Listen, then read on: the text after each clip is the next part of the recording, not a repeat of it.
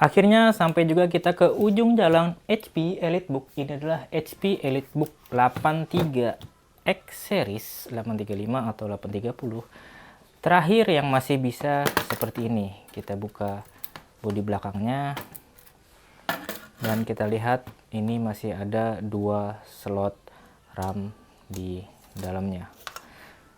Ini adalah HP EliteBook 835 G8 yang akan saya bandingkan dengan 845 G8.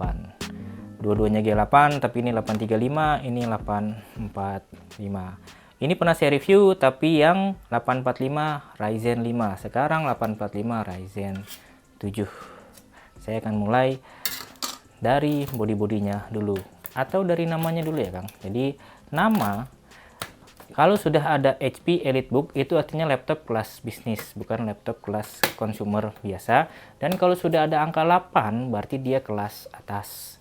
3 artinya dia layar, jadi ini 835 13 inci, ini 845 14 inci. Dari namanya dia kelas atas, kelas premium, bukan kelas abal-abal yang asal-asalan. Jadi kalau kita megang laptop ini akan terasa memang ini adalah laptop yang dulunya laptop mewah, laptop mahal. Dibilang mewah banget enggak, tapi kelas atas. Jadi bodi-bodinya akan lihat, dan desain-desainnya ini sungguh sangat minimalis, elegan. Logo-logo HP-nya pun bukan logo yang bulat ya. Ini sudah modern, logo HP yang sekarang, dan dia ada pantulan seperti itu, berkelas lah.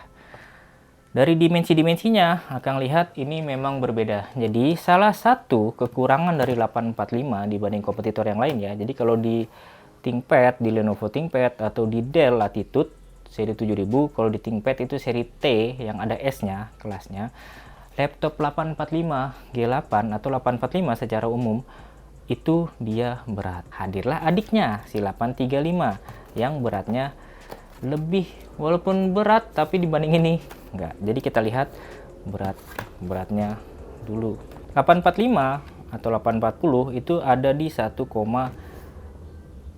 kilo, 1,6 kilo. Kalau di total dengan chargeran bawaan itu jadi sekitar 1,8 kilo. Ini bakalan berat kalau dibawa sehari-hari dan terasa berat secara dimensi. Sedangkan si adiknya ini beratnya dia 1,3 kilo, kalau ditambah-tambah jadi 1,6.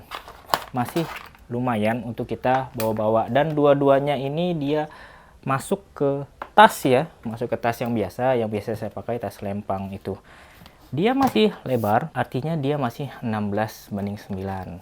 Kita akan ke layar nanti. Sekarang kita lihat desain dan bodi-bodinya lagi ya Kang. Jadi ini mulus, relatif mulus untuk laptop bekas yang umurnya sudah 4 tahunan gitu ya. Kita lihat di sisi-sisi porta koneksinya. Jadi ini bahan aluminium ya Kang. Magnesium, aluminium. Ada SIM card opsional saja. Ini tertutup, artinya memang nggak ada. Dan di dalamnya tidak ada modem, jadi kita tidak bisa menggunakan SIM card ini. Kalau yang dapat ini terbuka dan beruntung berarti akan dapat ya. USB-C-nya ini full tipenya, walaupun bukan Thunderbolt, karena Thunderbolt itu milik Intel ya. Bukan juga USB 4, tapi dia kecepatannya sudah 10 gigabit per second, dan kita bisa menggunakan ini untuk monitor eksternal, untuk ngecas juga, untuk transfer data tentu bisa ya Kang. Dan ada LED indikator yang baik sekali memberikan informasi. Jadi kalau akan ngecas kondisi baterai di bawah 90%, itu oranye.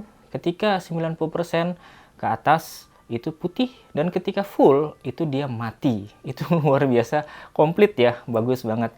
Apakah ada bypass chargingnya seperti banyak ditanyakan komen, walaupun saya sudah menyampaikan ini ada. Jadi bisa Kang atur di BIOS di maksimum battery health ya, itu pilihannya. Berhenti di 80%. Kalau misalnya nggak berhenti ya nanti lama-lama dia akan berhenti. Di situ di BIOS keterangannya begitu, lama-lama dia akan berhenti.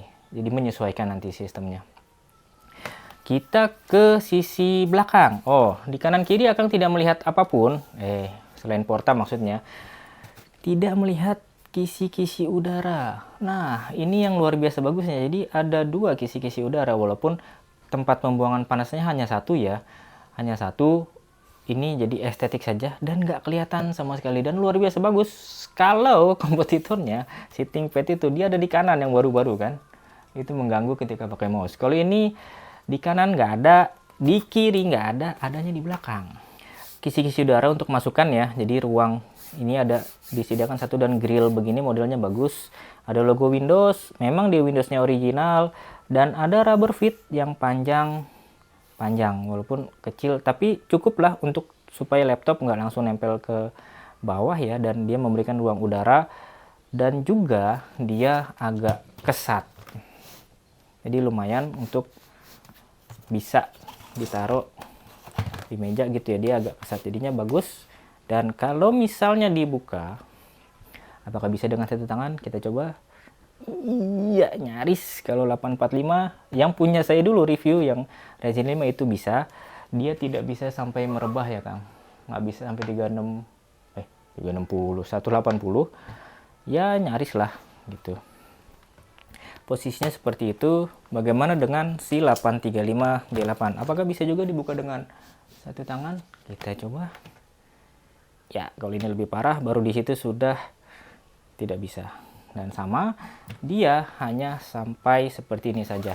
Membukanya tidak sampai bawah tuh. Tidak sampai 180. Kita ke bagian dalamnya.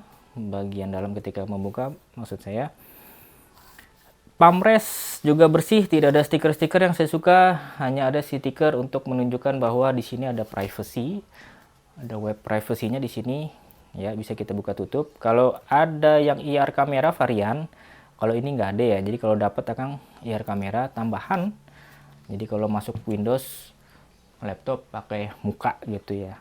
Ini sih pakai fingerprint saja, dan fingerprintnya ini berfungsi dengan sangat baik. Webcamnya sendiri nggak bisa dibanggain. Halo Kang, jadi ini kamera dari HP EliteBook 835 G8 HD aja, saya di luar dan nggak bagus sama sekali sih. Jadi jangan diharapkan webcam dari HP EliteBook 835 G8. Kita ke keyboard. Jadi keyboardnya ini sangat enak, sangat empuk gitu ya. Bahkan saya berani katakan keyboard ini lebih baik daripada X13 generasi kedua. Kalau generasi pertama saya masih lebih suka yang generasi pertama X13 ya. Ini masih lebih enak.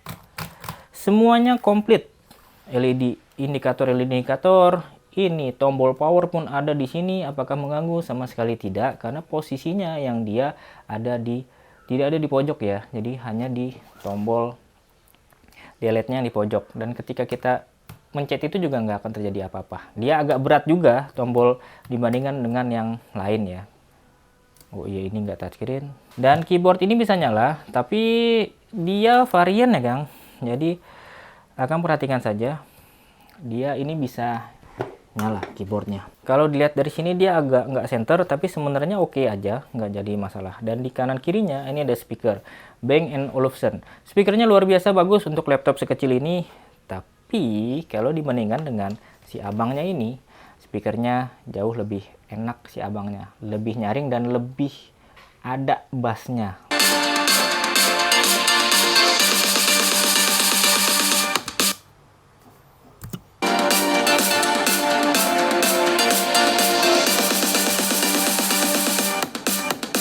Bedanya lagi, kalau 845 atau 840, dia keyboardnya itu ada tambahan satu kolom.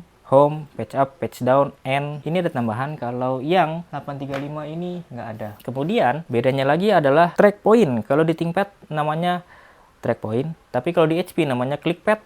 Nah, ini juga bagus. Clickpadnya, hanya memang dia tidak ada buat tengah-tengah. Kalau ThinkPad kan ada ya, buat tengah-tengah itu fungsinya untuk scroll. Kalau ini nggak ada, jadi sayang sih dia nggak ada di tengah-tengah begini ya. Kontrol dan FN-nya ini normal posisinya, tapi buat yang biasa di ThinkPad bisa ditukar via BIOS. Seperti saya ini sudah saya tukar, posisinya seperti ThinkPad yang tertukar ya, gitu ya. Memang dasar maunya beda gitu.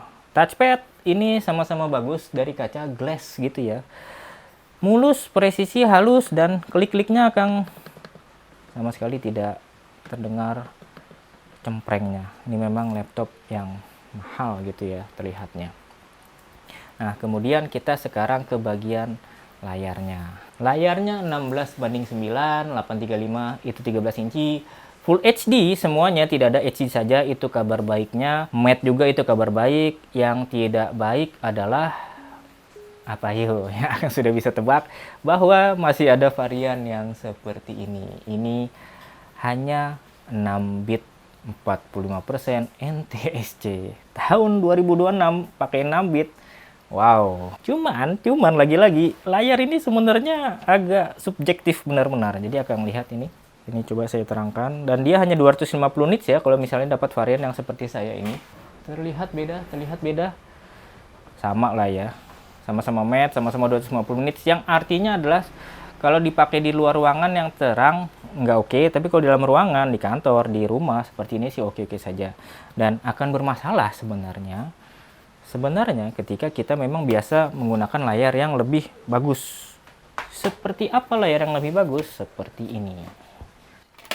Si X1 Carbon. X1 Carbon generasi ke-9. Akan lihat ini layarnya kalau full, terlihat bedanya. Ya, X1 Carbon lebih terang, lebih warna. Jadi kalau si HP dia lebih pucat dan lebih gelap gitu. Ini kita simpan dulu buat review nanti. Kita balik lagi ke 835. Itu saja sebenarnya sih kelemahan dia, kekurangan dia di segi display. Tidak ada varian display lebih dari Full HD, tapi Full HD yang lain itu ada yang bagus, yang 72% NTSC dan 1000 nits gitu ya. Ada yang privacy guard juga. Saya rasa itu lebih baik, tapi rata-rata yang dijual di pasaran memang hanya 6 bit dan yang paling rendah. Solusinya yang mudah sebenarnya ya, kita tinggal pakai monitor eksternal kalau di rumah, kalau memang pengen gitu kan. Atau kita ganti saja layarnya, kita cari. Kalau kita sudah suka dengan laptopnya, layar termasuk yang mudah kita ganti. Tidak seperti bagian yang akan kita lihat. Ini kita coba matikan dulu ya. Kita akan lihat bagian dalamnya. Jadi laptop ini saya jual di Dikitings ya. Jadi kalau nanya beli di mana Kang, ya silakan coba cek aja di toko saya, di deskripsi di Dikitings. Ramaikan toko saya gitu ya. Mudah-mudahan saya akan lebih sering dan lebih cepat gitu menguploadnya ya. Membukanya ini gampang seperti biasa. Baut-baut ada 5, tidak lepas, dan khasnya laptop bisnis. Dan ini akan lihat ini bagus banget. Memang nggak asal-asalan lah gitu. Saya senang banget sama laptop bisnis model begini. Dan sayangnya inilah menjadi yang terakhir ya. Jadi kalau memang akan mau laptop yang masih bisa upgrade RAM, ya mau nggak mau ke 845 gitu ya. Upgrade 62 maksud saya itu 845. Kalau 835, 830 generasi ke-9 dan seterusnya itu sudah tidak ada lagi. Apakah mungkin HP nanti tobat akhirnya di 83 X series itu dia kembalikan? Ya mungkin saja, tapi sampai sekarang sih belum gitu ya. Kita lihat ke bagian dalamnya. Ini juga yang saya suka benar-benar, jadi 835 dan 845 tidak ada bedanya semuanya. Baterai pun dia 53 watt hour. 53 watt hour, ini tersisa 42 watt hour. Kalau saya coba kondisi untuk YouTube gitu ya, YouTube online kecerahan 50% itu bisa 6 jam kira-kira. Tapi kalau di modenya, itu mode balance, tapi kalau modenya efisiensi itu bisa naik ke 7 jam itu bisa ya. Kayak online kerja biasa. Kecepatan ngecasnya juga pakai USB-C 65 watt, dia fast charging ya. Jadi 30 menit itu nambah sekitar 40%, 1 jam itu kira-kira bisa 80% terisi. Baterai bisa kita ganti sendiri, cuman sayangnya dia ini ngelepasnya agak repot, tidak seperti Dell yang ada kaitnya, atau seperti dia sendiri yang memang dia punya sebenarnya nih di tempat chargingnya. Dia ini bagus banget, masih kepisah chargingnya, charging model bulat ya, charging model bulat. Dia masih bisa kita copot, jadi kalau rusak masih kita bisa copot. Yang terpisah juga nih USB-A-nya USB 3, ini juga masih sistem soket ya, tinggal kita cabut saja di sini sistemnya soket.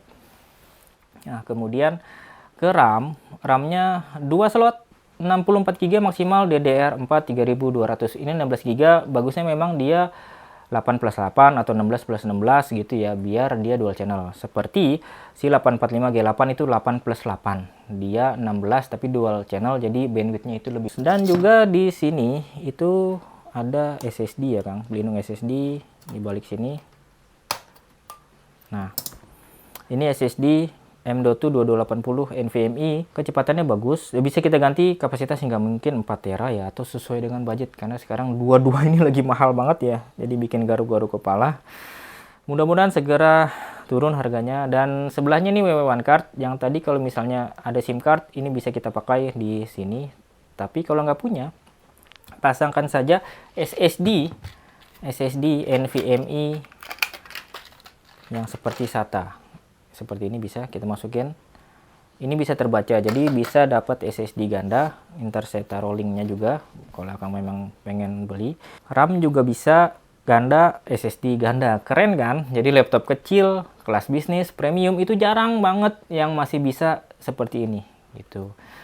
Kartu WiFi juga nggak disolder, kan keren kan? Walaupun tidak ada pelindung bracket seperti Dell, tapi nggak jadi soal, masih bisa kita ganti kalau ada apa-apa. Kipasnya, nah kipasnya dan fan-nya ini yang nggak ganda ya, dia single aja, tapi dia cukup lah, dia nggak berisik. Juga dia suhunya, kalau dari load tinggi itu memang sih kadang nyampe 90 ke atas 100, tapi itu jarang, langsung dia di 80. Main game itu 80-an, 80-an dia anteng saja di sana dan cenderung memang nggak berisik lah. Suhu dan kebisingannya itu cenderung nggak berisik. Nah, secara performa 845 G8 yang Ryzen 5 itu mirip saja dan itu kabar bagus ya baiknya, jadi luar biasa. Tapi di Ryzen 7 itu performanya meningkat memang. Kalau dibilang meningkat 2 kalinya enggak, tapi terasa peningkatannya. Lebih cepat renderingnya, lebih bagus saat main gamenya gitu ya. Kalau misalnya main game di Valorant misalnya di sini itu kan 80 sampai 100 FPS-nya untuk Full HD low ya, itu 80-100. Nah, kalau di 845 G8 yang Ryzen 7 itu di 120 140 ke atas. Oke, Wuthering Wave yang memang lebih butuh grafis kualitas gitu ya. Di sini 15 frame per second 20, kalau di sana 20 ke atas, 20 sampai 30. Yang low sih quality yang performance, tapi lebih enak memang dimainkan. Walaupun ya memang masih rendah-rendah juga. Nanti kalau memang mau lebih tinggi ya coba Akang cari atur-atur saja. Kalau memang Akang butuh power lebih, butuh kecepatan lebih, ya memang sebaiknya langsung ke 845 G8 yang Ryzen 7. Selisih 2 juta apakah worth it?